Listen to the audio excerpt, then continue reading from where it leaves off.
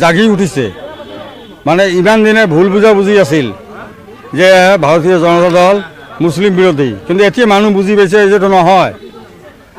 ভাৰতীয় জনতা দল সকলোৰে উন্নতিকল্পে যিখিনি চেষ্টা চলাই আছে আৰু তাৰ ফলত হিন্দু মানুহৰ তুলনাত আমি সংখ্যালঘু মানুহ বেছি উপকৃত হৈছোঁ।